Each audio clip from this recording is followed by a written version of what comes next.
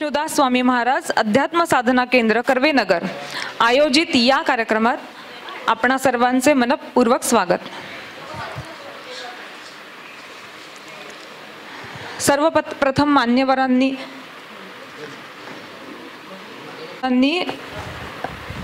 आपले स्थान ग्रहण करावे अशी मी त्यांना विनंती करते। अध्यक्ष आयुर्वेद तज्ञ दत्तात्रय सराफ, तसेच डॉक्टर विनय हजारे आणि डॉक्टर अनुप देव यांचे खूप खूप स्वागत। मान्यवरांनी इथल्या फोटोला पुष्प अर्पण करावे अशी मी त्यांना विनंती करते। इतकं नाही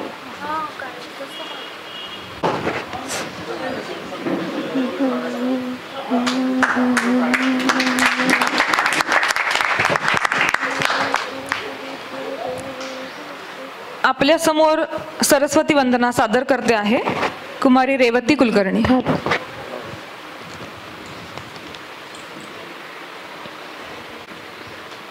वंदे त्वां सरस्वतीं ज्ञानरूपिणीं, वंदे त्वां सरस्वतीं ज्ञानरूपिणीं, रसिकहृदय वीणा रसिकहृदय वीणा झंकारकारिणी, वंदे त्वां सरस्वतीं ज्ञानरूपिणीं, सुकवि सुकृति यशोधवल वसनशालिनी, सुकवि सुकृति यशोधवल वसनशालिनी, ऋषिमुनिगण पुण्यवचन रत्नमालिनी, नवरसमय भुवन महाशिल्पकल्पिनी, वन्दे त्वां सरस्वतीं ज्ञानरूपिणीं, वन्दे त्वां सरस्वतीं ज्ञानरूपिणीं, शारदेन्दुबिम्बशुचि स्मितशुभाननी, शारदेन्दुबिम्बशुचि स्मितशुभाननी, ललितकला कलहंसा सनविहारिणी, विविध गुणालंकारो उज्ज्वलविनी, वन्दे त्वां सरस्वतीं ज्ञानरूपिणीं, वन्दे त्वां सरस्वतीं ज्ञानरूपिणीं, ज्ञानरूपिणीं, ज्ञानरूपिणीं। धन्यवाद।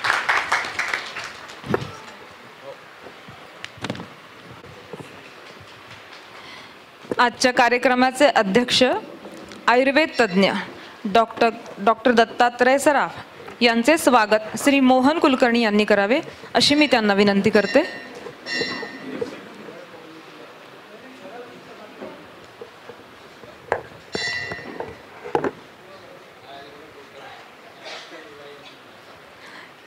श्री किशोरकांत त्यांचा परिचय करून देतील। आपल्या कार्यक्रमाला डॉक्टर दत्तात्रय सराफ आयुर्वेद तज्ञ हे अध्यक्ष म्हणून लाभले आहेत। हे गेली 25 वर्षापासून आयुर्वेदामध्ये प्रॅक्टिस करतात आहे। BV गोखले मेडिकल कॉलेजचा अवॉर्ड यांना मिळालेला आहे। वैद्यनाथ धन्वंतरी अवॉर्डसुद्धा यांना मिळाला आहे।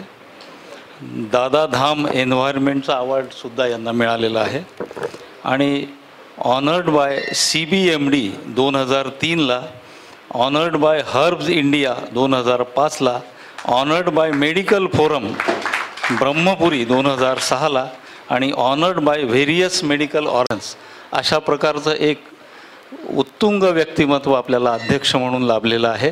हे आमचं सौभाग्य आहे. आजच्या कार्यक्रमाचे प्रमुख अतिथी डॉक्टर विनय हजारे यांचं स्वागत श्री अरुण मंडलेकर यांनी करावं अशी मी त्यांना विनंती करते.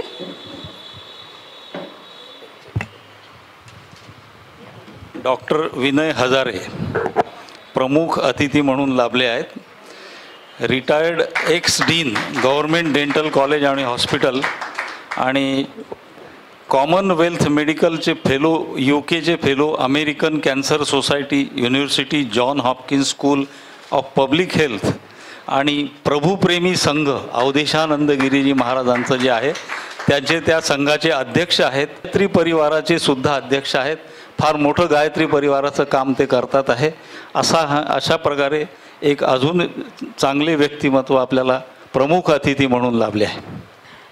आजच्या कार्यक्रमाचे प्रमुख वक्ते डॉक्टर अनुप देव यांचे स्वागत श्री शशांक सोहनी हे करतील.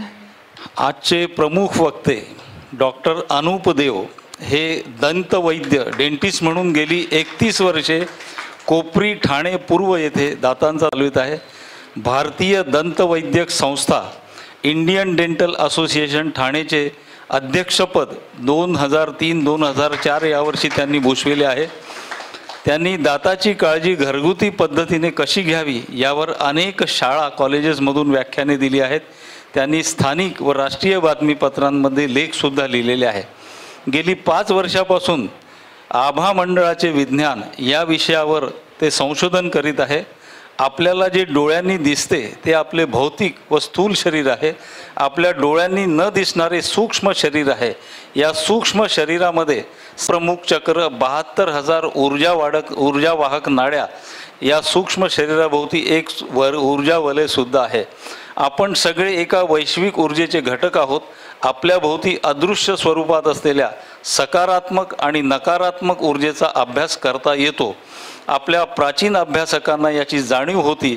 या अभ्यासामुळे आधुनिक वैद्यकीय विज्ञान व उपचार प्रणाली यामध्ये प्रचंड बदल होणार आहे असे माननीय पंतप्रधान श्री नरेंद्र मोदी यांनी दिल्लीला झालेल्या डॉक्टरांच्या दीक्षांत समारंभात म्हटले आहे. डॉक्टर अनुप देव यांनी सेंटर फॉर बायोफिल्ड इव्हॅल्युएशन या विषयावर भरपूर संशोधन केलेले आहे. बायोफिल्ड इव्हॅल्युएशन म्हणजे आपल्या भोवती असलेल्या अदृश्य संपत्तीची मोजदाद. या सेंटरचे मूळ सभासद म्हणून डॉक्टर ऋषिकेश राव, डॉक्टर जयकृष्ण शिंदे, सुरेश देशपांडे व स्नेहल त्यांच्यासोबत आलेल्या सौ स्नेहल कोरगावकर या कामात सहभागी झालेला आहे. लखनौ 2016 व नेपाळ 2017 येथे आंतरराष्ट्रीय आयुर्वेदिक परिषदेत छायाप्रभाव सूक्ष्म शरीर या विषयावर त्यांनी प्रबंध सादर केला आहे. अध्यात्म आणि विज्ञान यांची सुंदर सांगड, श्रद्धा, भक्ती, निष्ठा व सत्संग यामागे असलेले विज्ञान ते समजावतात. या विषयावर ते स्वतः 2 दिवसाचा अभ्यास प्रशिक्षण वर्ग घेतात. या आभा मंडळाच्या छायाचित्रामुळे एखाद्या व्यक्तीचे शरीराचे आरोग्य, व्याधी, व्यक्तिमत्वावर होणारे परिणाम, योग्य व अयोग्य परिणाम फोटोग्राफीद्वारे जाणून घेता येतात. एखाद्या व्यक्तीचे मानसिक, भावनिक, शारीरिक जडणघडण कशी आहे हे सुद्धा आपल्याला आभा मंडळाच्या छायाचित्रामुळे जाणून घेता येते. मनाचा शरीरावर व शरीराचा मनावर जो परिणाम होतो त्याचे आभा मंडळ छायाचित्रावरून करता येते. भविष्यात होणाऱ्या व्याधींचा प्रथमोपचार थोडक्यात उपाययोजना करता येते. व्यक्तीची आध्यात्मिक प्रगतीसुद्धा बघता येते. अदृश्य विश्वातील सुष्ट दुष्ट शक्तीचा काही प्रभाव आहे का हे सुद्धा या आवरा फोटोग्राफीमध्ये कळून येते. पारमार्थिक अनुष्ठाने जसे गुरुचरित्र सप्तशतीची पारायणे करण्यापूर्वी आणि केल्यानंतर व्यक्तीच्या आभा मंडळात सुयोग्य ऊर्जेचा झालेला परिणाम या छायाचित्रणात बघता येतो. जी गोष्ट आपल्याकडे पूर्वीपासून होती तीच गोष्ट परदेशातून आली की भारतीय जनता त्या गोष्टीला डोक्यावर उचलते. असे काहीसे या छायाप्रभा विषयाबाबतही झाले आहे. डॉक्टर अनुप देव यांचे हे उत्तम कार्य आणि समाजाने त्या कार्याचा आपल्या व्यक्तिगत प्रगतीसाठी उपयोग जरूर करून घ्यावा अशी प्रामाणिक इच्छा आणि विनंती आहे. आपण सुद्धा या कार्यात प्रत्यक्ष सहभागी होऊन योगदान करू शकता. आपल्या संपर्कातील सोसायटी, कॉलेज, व्यासपीठे इत्यादी मार्फत हे व्याख्यान आयोजित करू शकता. अशा प्रकारे आपल्याला एक छान वक्ता आपल्याला लाभलेला आहे. त्यांचा विषय अगदी आगळा वेगळा विषय आहे. आभा मंडळाचं विज्ञान आणि चिकित्सा म्हणजे व्याधीसुद्धा आपल्याला त्याच्यात प्रिडिक्ट करता येतात. तर मी विष्णुदास अध्यात्म साधना केंद्रातर्फे त्यांचं स्वागत करतो आणि पुढचा माईक मी यांना देतो. येथे उपस्थित डॉक्टर सौ स्नेहल कोरगावकर या रेकी तज्ज्ञ आहेत आणि त्यांचे स्वागत डॉक्टर अलका दिवे या करतील.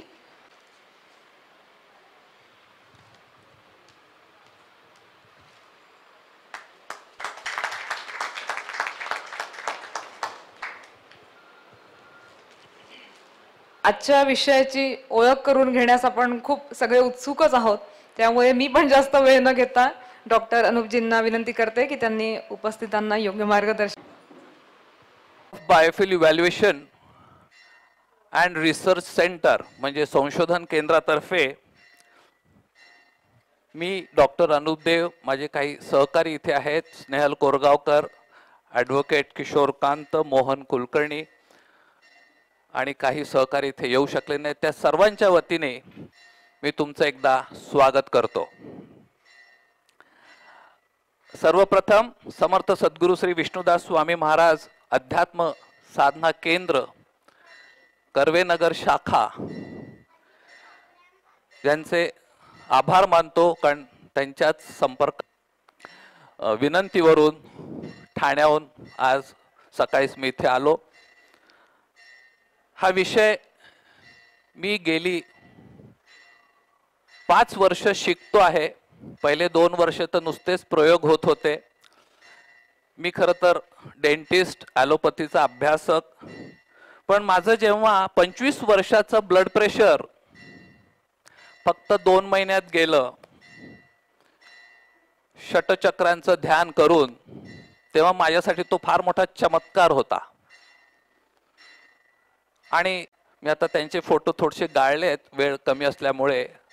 दांडीचे शिवकृपानंद स्वामी यांच्या एका शिबिराला मी गेलो होतो आणि त्यांनी सांगितलं की तुम्ही सप्तचक्राचं ध्यान करा आणि 2 महिन्यानंतर ब्लड प्रेशर बघा. आणि जे ब्लड प्रेशर मला 25 वर्ष होतं, ज्याच्याबद्दल मला अनुवंशिकता आहे म्हणून सांगण्यात आलं होतं, ज्याच्यासाठी मला आयुष्यभर औषध घ्यायचं हे पण सांगण्यात आलं होतं, ते 2 महिन्यांनी माझं ब्लड प्रेशर नॉर्मल झालेलं. आणि गेली 4 वर्ष मी एकही ब्लड प्रेशरची औषध घेत नाही. तुम्ही माझं ब्लड प्रेशर आज सुद्धा चेक करू शकता.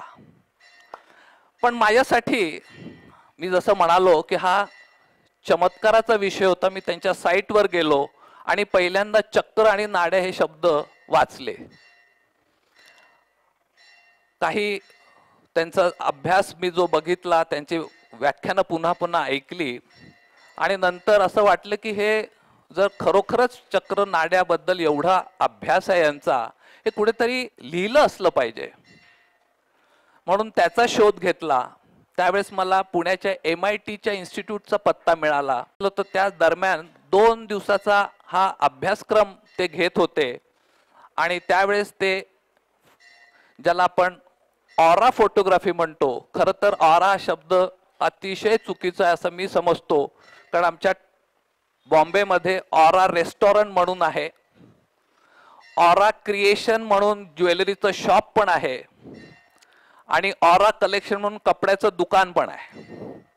त्यामुळे ऑरा हा शब्द जास्त प्रचलित असल्यामुळे, अतिशय मोघमपणे वाचला जात असल्यामुळे आणि जास्त लोकांना माहीत असल्यामुळे मी त्याचं लिहिलेलं आहे ऑरा फोटोग्राफी. तर ह्या सगळ्या विषयाचा आज आपण 1-1.5 तासामध्ये समजून घेऊ. जास्त वेळ न घालवता आपण ह्या छोट्याशा अभ्यासक्रम म्हणा किंवा व्याख्यान म्हणा, आपण सूक्ष्म देहाची ओळख करून घेणार आहोत. त्याची फोटोग्राफी कशी केली जाते हे पण बघणार आहोत. त्याचबरोबर आपले जे वैदिक वाङ्मय आहे त्याच्यामध्ये ऋग्वेद आहे, अथर्ववेद आहे,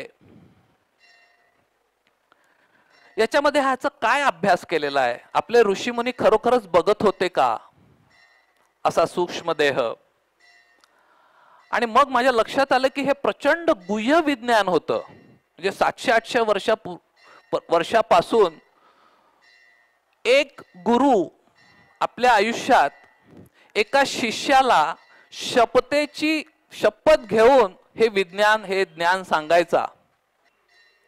आणि त्या गुरूंनी देह ठेवल्यावर तो शिष्य पुन्हा त्याच्या आयुष्यात पुन्हा एक शिष्य पुन्हा शपथ घेऊन हे विज्ञान सांगायचा. म्हणजे हे अत्यंत गुह्य विज्ञान अतिशय कमी लोकांमध्ये होतं आणि म्हणून याचा फार प्रचार आणि प्रसार झाला नाही. पण शिवकृपानंद स्वामी हे जवळजवळ 15 वर्ष हिमालयात राहिले आणि ते तिथल्या गुरुशक्तींशी भांडले की हा विषय गुह्य राहता कामा नये, हा सगळ्यांच्या आरोग्याचा विषय आहे आणि अध्यात्मातल्या प्रगतीचा विषय आहे. आणि त्याच्यानंतर मात्र हा विषय जास्तीत जास्त लोकांपर्यंत पोहोचण्याचे आशीर्वाद घेतले. डॉक्टर पवी वर्तकांना मी भेटलो, त्यांनी पण सांगितले की नाही, मी खूप अभ्यास केला. त्यांनी ऋग्वेद सगळा मेडिकलच्या अँगलने अभ्यास केला होता आणि त्यांची काही पुस्तकं माझी विनंती की तुम्ही वाचावी. अतिशय विज्ञाननिष्ठ त्यांनी त्याच्यावर भाष्य केलेलं आहे. त्याच्यानंतर सवितानंद स्वामी आमच्या स्कॅन सेंटरवर आले होते, ज्यांनी सूक्ष्म शरीरावर अनेक पुस्तकं लिहिलेली आहेत. माझी पुन्हा विनंती आहे की तुम्ही ती पुस्तकं सुद्धा वाचावी. सगळा विषय आधुनिक आयुर्वेद चिकित्साशी कसा संबंधित आहे? खरं तर मी आयुर्वेदाची काही पुस्तकं वाचली नाहीत, वेदांचाही माझा खूप अभ्यास नाही, पण ते जे रंग मला सांगायला लागले आणि मग काही BMS डॉक्टर्स, MD डॉक्टर जेव्हा लेक्चर्सला यायला लागले तेव्हा म्हणाले की डॉक्टर हा सगळा विषय आमच्याकडे आहे, आमच्या फर्स्ट इयरला चरक संहितामध्ये हा विषय आहे, पण हे छाया सावली ती रंगात कशी असेल म्हणून आम्ही हा ऑप्शनला ठेवायचो, असं त्यांनी कबूल केलेलं होतं. तर हा विषय आज आपण समजून घेऊया. अभ्यास जसं जसं सुरू झाला, स्कॅन्स आम्ही करायला लागलो आणि खूप आश्चर्यकारक असे आम्हाला त्याच्यातून माहिती मिळायला लागली. आज सुद्धा आम्ही जेव्हा तुम्ही आमच्याकडे स्कॅनला याल तेव्हा फक्त तुमचा ॲड्रेस, तुमचा ईमेल असतो आणि खाली फक्त कन्सेंट असतं की हो मला या चित्र करण्यासाठी माझी काही अडचण नाही. मधला जो भाग असतो तुमच्या समस्या तो आम्ही लिहून घेत नाही. तुमचा स्कॅन झाल्यावर आम्ही तुमच्याबद्दल सांगणार आहे. इतकं आपलं ज्ञान श्रेष्ठ होतं, अचूक होतं, हे मला तुम्हाला पुन्हा पुन्हा सांगायचं आहे. पण हा विषय जेव्हा मी लोकांशी बोलायला लागलो आणि काही 2016, 2017 आणि 2018 आता जे पुण्यामध्ये झालं तिथं मी आपला हा विषय नुसता पाठवून द्यायचो आणि तो सिलेक्ट व्हायचा. कारण हा विषय आत्तापर्यंत म्हणे कोणीच सांगितलेला नाहीये आणि अक्षरशः 5-5 हजार पेपरमधून माझा पेपर निवडला जायचा आणि मला हा विषय सांगण्यात खूप आनंद मिळायचा. असो, आतापर्यंत 114 लेक्चर्स हा विषय मी सांगतोय. साठी मी ट्रेनिंग घेतोय कारण 2 तासाचा विषय खूप समजत नाही किंवा ज्यांना याच्यामध्ये थोडीशी रुची आहे त्यांना मी हा विषय 2 दिवस सांगतो. हा विषय मांडण्यासाठी पुस्तकचा प्रबंध झाला कारण मी कुठे कुठे पोहोचणार म्हणून पुस्तकाच्या रूपात ह्या लिहिला गेला आहे. याची आज 2री आवृत्ती सुरू आहे. हिंदीमध्ये पण हे पुस्तक ट्रान्सलेट झालेलं आहे. त्याच्याशिवाय आज आमच्याकडे 5 स्कॅन सेंटर उभारण्याचा अनुभव पण आहे. त्याच्यामुळे खूप असं परिपूर्ण अभ्यास, संशोधन खूप काही मला बघायचं आहे. आणि मी मगाशी म्हणालो प्रमाणे आभा मंडळाचे विज्ञान हा आपल्या आरोग्याचा विषय आहे. मी जर आत्ता तुम्हाला प्रश्न विचारला की तुमच्यापैकी किती जण एक तरी गोळी, 1, 2, 3 तर आहेच, पण एक तरी गोळी नियमित घेताय त्यांनी हात वरती करा. खरे खरे प्रामाणिकपणे हात वरती करा. बघितलं, याच्यापेक्षा जास्त लोकांचं आहे, पण ते म्हणाले नाही आत्ता तर काय हात वरती करायची गरज नाही. हा माझा अनुभव आहे. कारण आरोग्याची समस्या अशी आहे की औषधामुळे आपण जगतो अशी आपली मानसिक स्थिती झालेली आहे. आणि लक्षात घ्या, तुम्ही एकटे नाही. जर तुम्ही हा आपल्या ministry of health and family welfare, परिवार कल्याण आणि स्वास्थ्य मंत्रालयाचा 2008चा जर अहवाल बघितला तर तुम्ही खूप धक्का घ्याल. 120 कोटी तेव्हा आपली लोकसंख्या होती. फक्त 30 ते 35 कोटी लोक निरोगी होते. 77 कोटी लोकांना गंभीर स्वरूपाचे आजार होते आणि ते गोळ्या घेत होते. आज ही संख्या, माझ्याकडे आकडा 134 आहे. आणि मी हे सगळं वाचत नाही. 5 कोटी, 4.5 कोटी, 12 कोटी, 17 कोटी, 14 कोटी, 16 कोटी असे सगळे व्याधींचे आकडे आहेत. म्हणजे एवढे लोक एवढ्या कारणासाठी रोज औषध घेत आहेत. पण डॉक्टर राजीवभाई दीक्षित यांनी सुद्धा आयुर्वेदाचा अभ्यास केला, चरक संहिता, सुश्रुत संहिता वाचली आणि त्यांनी सांगितलं की याच्यातले फक्त 15% लोक असे आहेत की ज्यांना खरोखरच औषधाची गरज आहे. 85% लोकांनी थोडंसं स्वतःकडे लक्ष दिलं, थोडासा स्वतःची जीवनशैली बदलली तर ते औषध मुक्त होऊ शकतात. आणि याचा पहिला अनुभव मी घेतला. माझं ब्लड प्रेशर 4 वर्षापासून खूपच नॉर्मल आहे.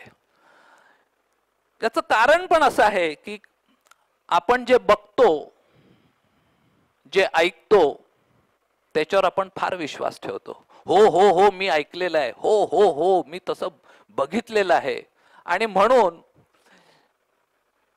ह्या रोगांची नावं तुम्हाला सगळ्यांना माहिती आहेत.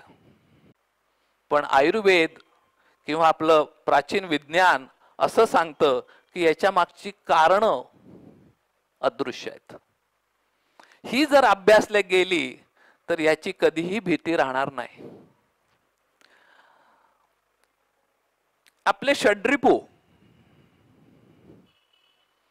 बऱ्याच वेळा असंतुलित होतात. मी असं म्हणणार नाही की सतत आपण असंतुलित असतो, पण काही वेळ होतात. पण त्याचा प्रचंड परिणाम आपल्या शरीरावर होतो, आपण बघतो. पण तो आपल्या सूक्ष्म शरीरावर होतो जे आपण बघत नाही. हा अभ्यास थोडासा जर आपण शिकलो तर आपल्याला खूप चांगले अनुभव येतील. ज्याला आपण अगदी स्थितप्रज्ञ म्हणत नाही, पण आपल्यावर चांगल्या प्रकारे नियंत्रण ठेवायला आपण शिकू शकतो. बरीचशी कारणं असतात, बाल्यावस्थेतले अनुभव असतात, कुटुंबातली कारणं असतात, सामाजिक कारणं असतात, ज्याच्यामुळे अस्वस्थ असतं मन, आपले विचार संतुलित नसतात. त्याचा परिणाम आपल्या भौतिक शरीरावर होतो. पण आपण ह्या व्याख्यानाच्या शेवटी असं समजून घेणार आहोत की तो परिणाम पहिला आपल्या सूक्ष्म देहावर होतो. आणि त्याच वेळेस योगायोग म्हणा की काय, WHO जागतिक आरोग्य संघटनेने 2011 ते 2021 साली जो एक मोठा चेतावणी दिली की ह्या जगात ह्या मानसिक आणि भावनिक रोगांचा उच्चांक बघायला मिळणार आहे. म्हणजे आता हे चालू दशक आणि फार कमी लोकांना माहिती आहे की शरीराप्रमाणे मन सुद्धा आजारी पडतं. भावनिक आणि ह्या मानसिक रोगाचे स्वरूप काय असणार आहे? अतिचिंता, अर्थशून्य विचार, सतत एकच कृती, उद्विग्नता, नैराश्य, मानसिक दौर्बल्य, निद्रानाश, तापटपणा, चिरखोडपणा, माणूस घाणेपणा, अकारण भीती, द्विधा मनस्थिती. हे आपले सगळे मानसिक आणि भावनिक व्याधी आहेत. पण आज तेव्हा युनोने आपल्या डॉक्टर शरदचंद्र गोखलेंना बोलावून घेतलं होतं. कोणी यांचे पुस्तक वाचलं असेल तर माहित नाही. यांना बोलावून घेतलं आणि यांनी सांगितलं की हे करायचं काय, आमच्याकडे आज सगळे टेस्ट आहेत, सगळे आधुनिक इक्विपमेंट्स आहेत, पण हे मानसिक आणि भावनिक आजारांचं काही आम्हाला समजत नाही. तुम्ही काही सांगाल का, हे का होतात? डॉक्टर शरदचंद्र गोखलेंनी सांगितलं तुमच्याकडे असलेला आध्यात्मिकतेचा अभाव. आध्यात्मिकता म्हणजे तरुण वयातच आध्यात्मिकता अंगी बाळगावी, म्हणजे आपली वृद्धत्वाची भीती जाते व आपले वार्धक्य जीवन सुखी, आनंदी आणि आरोग्यदायी जाते. म्हणजे थोडक्यात तुम्ही हा जो आभामंडाचा अभ्यास करणार आहे हा आरोग्याचा तर आहेच, पण तुमच्या आत्माचा प्रवास पण आहे. आपण हा सगळा अभ्यास पटकन करून घेणार आहोत. आणि WHO आणि युनो अशासारख्या जागतिक संघटनेला का वाटलं डॉक्टर शरदचंद्र गोखलेंना बोलवून घ्यायचं, याचं कारण हे आहे. आज आपण जो देह बघतोय, तुम्ही आम्ही एकमेकांना जो बघतोय, ज्याला आपण फिजिकल बॉडी, स्थूल देह, इंद्रिय देह असं म्हणतो, त्याचा अभ्यास आपला परिपूर्ण आहे. आपल्याकडे जेवढ्या काही सिस्टीम्स आहेत त्याच्यामध्ये तुमच्या शरीरातली पेशी न पेशी बघता येते. आज आधुनिक ज्याला आपण म्हणतो, तुमचा कुठल्याही शरीरामध्ये कुठला अवयव कसा कुठे किती खराब झालेला आहे हे आपल्याला बघता येतं. पण जे शरीर आपण बघतो आहोत त्याला अन्नमय कोश म्हणतात. आणि हे अन्नमय कोश ज्याला आपण फिजिकल बॉडी म्हणतो, याला मी निर्जीव म्हणतो, अचेतन म्हणतो. कारण याच्यामध्ये एक अजून एक शरीर आहे ज्याला आपण सूक्ष्म शरीर म्हणूया. ते जोपर्यंत या भौतिक शरीरात आहे तोपर्यंत तुमचे हात जातील, तुम्हाला दिसेल, तुम्हाला ऐकू येईल. पण तेव्हा हे शरीर बाहेर पडतं तेव्हा हाच भौतिक देह पूर्णपणे निर्जीव असतो. एवढा जरी आपल्याला अभ्यास झाला तरी खूप आहे. आणि जसं मी म्हणालो त्याप्रमाणे अन्नमय कोशाचा अभ्यास, स्थूल शरीराचा अभ्यास भरपूर झाल्यामुळे तिथल्या रोगांचे नाव आणि त्याचे उपचार प्रणाली आहेत. पण प्राणमय कोश, मनोमय कोश इथल्या व्याधी दिसत नसल्यामुळे उपचार पद्धती विकसित झाल्या नाहीत. अशा तुम्हाला पण अनुभव घेतला असेल, तुमचे रिपोर्ट्स नॉर्मल येतात आणि डॉक्टर म्हणतात तुम्हाला औषध द्यायचं काय, तुमचे तर रिपोर्ट्स नॉर्मल आहे. कदाचित हा तुमचा ना मनाचा खेळ आहे. म्हणजे मनाचा पण काही भाग आहे हे आता धरायला लागलेत लोक. कारण पतंजली योगामध्ये आपल्याला 2 शरीर सांगितलेत, एक भौतिक शरीर आणि एक विचारांचं शरीर. आणि हे विचारांचं शरीर या भौतिक शरीराला पूर्णपणे खराब सुद्धा करू शकतं आणि त्याची उन्नती पण करू शकतं. म्हणून मी म्हणालो की एक्सरे मुळे हाडांची स्थिती कळते, सोनोग्राफीमुळे पोटातले अवयव कळतात, MRI पेट स्कॅन मुळे शरीरातील अवयव तसेच प्रत्येक पेशीची माहिती मिळते. परंतु मानसिक भावनिक समस्यामुळे शारीरिक व्याधी निर्माण होतात तेव्हा मेडिकल रिपोर्ट्स नॉर्मल येतात. परंतु मनाचे आणि भावनांचे स्कॅनिंग करण्याचे शास्त्र आपल्या प्राचीन ऋषी मुनींना माहित होते. असं म्हणतात की जेव्हा हे ऋषी मुनी म्हणजे ऋग्वेदाचा काळ आहे 23,031 इसवी सन पूर्व, ज्याच्यात जर आपण 2000 मिळवले तर ते 25,000 इसवी सन पूर्वी हे ऋषी मुनी असं म्हणतात की त्यांचं आयुष्य मर्यादा पण खूप होती. आणि आजच्यासारखे टीव्ही मोबाईल नसल्यामुळे ह्या लोकांनी भरपूर ध्यान केलं असेल, खूप साधना केली असेल. हे लोक वर्षानुवर्ष समाधीमध्ये असायचे आणि जेव्हा समाधीमधून बाहेर यायचे तेव्हा यांना यांचं शरीर तेजस्वी दिसायचं. यांना प्रश्न पडला की जर मी 2 वर्ष जेवलोच नाही, पाणी प्यालो नाही, तर मग या शरीराला एवढं सतेज ठेवलं कोणी. आणि म्हणून त्यांनी पुन्हा ध्यानात गेले, पुन्हा त्याच्यावर चिंतन केलं असेल, खूप त्याच्यावर परीक्षण केलं असेल आणि त्यांनी समजून घेतलं की ह्या शरीराला विश्व चैतन्य घेण्याची एक, या शरीरामध्ये एक विश्व चैतन्य घेण्याची एक अजून एक यंत्रणा आहे. ह्याच्या मार्फत हा सूक्ष्म देह सगळी वैश्विक ऊर्जा घेत होता. ती ऊर्जा या भौतिक शरीराला पोहोचवली जात होती चक्र आणि नाड्यांच्या मार्फत. आणि म्हणून हा देह सतेज आणि अत्यंत प्रसन्न होता. भौतिक शरीर जेवलेले वर्ष. आज सुद्धा बरेच योगी असे आहेत, त्र्यंबकेश्वरच्या भागात पण आहेत, ते सांगतात की आम्ही फक्त वर्षातून एकदा जेवतो, जेव्हा तिथे भंडारा असतो तेव्हा. आणि आज काही सूर्ययोगी असे आहेत की ते गेले 12 वर्ष जेवलेले नाहीत.